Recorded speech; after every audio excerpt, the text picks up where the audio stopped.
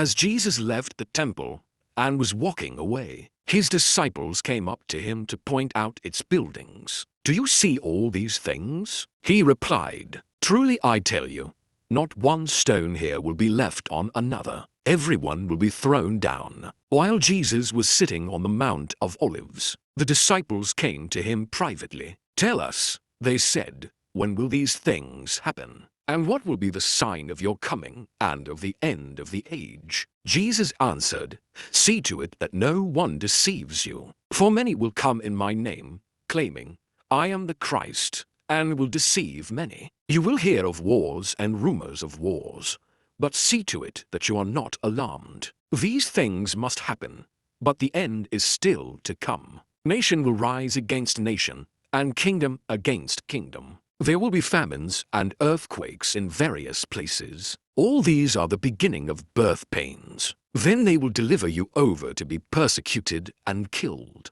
and you will be hated by all nations because of my name. At that time many will fall away, and will betray and hate one another. And many false prophets will arise and deceive many. Because of the multiplication of wickedness, the love of most will grow cold. But the one who perseveres to the end will be saved. And this gospel of the kingdom will be preached in all the world as a testimony to all nations. And then the end will come. So when you see standing in the holy place the abomination of desolation, spoken of by the prophet Daniel, let the reader understand. Then let those who are in Judea flee to the mountains. Let no one on the housetop come down to retrieve anything from his house. And let no one in the field return for his cloak. How miserable those days will be for pregnant and nursing mothers. Pray that your flight will not occur in the winter or on the Sabbath. For at that time there will be great tribulation, unseen from the beginning of the world until now,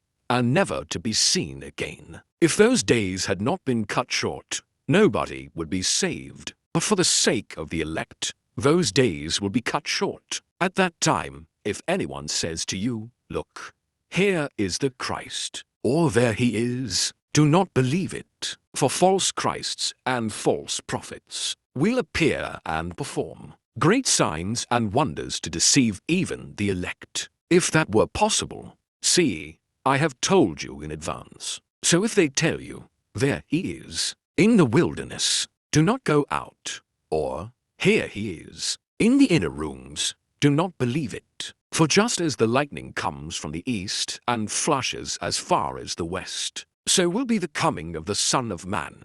Wherever there is a carcass, there the vultures will gather. Immediately after the tribulation of those days, the sun will be darkened, and the moon will not give its light. The stars will fall from the sky, and the powers of the heavens will be shaken. At that time the sign of the Son of Man will appear in heaven, and all the tribes of the earth will mourn. They will see the Son of Man coming on the clouds of heaven with power and great glory. And he will send out his angels with a loud trumpet call, and they will gather his elect from the four winds, from one end of the heavens to the other. Now learn this lesson from the fig tree. As soon as its branches become tender and sprout leaves, you know that summer is near. So also, when you see all these things, you will know that he is near, right at the door. Truly I tell you, this generation will not pass away until all these things have happened.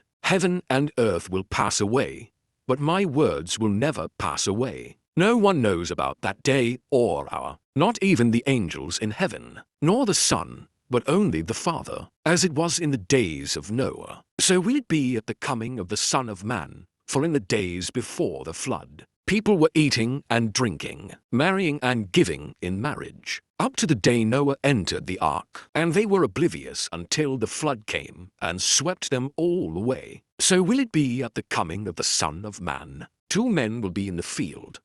One will be taken and the other left. 2 women will be grinding at the mill.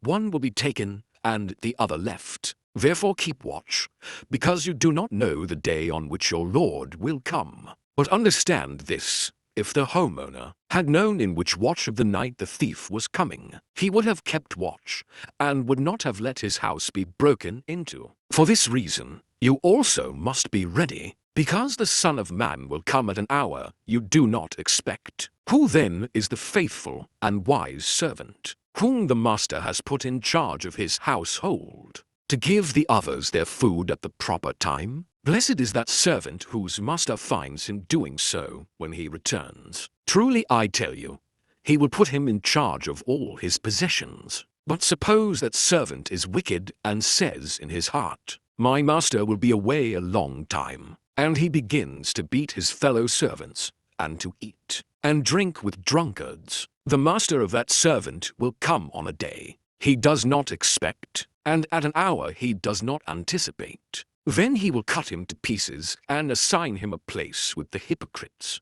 where there will be weeping and gnashing of teeth.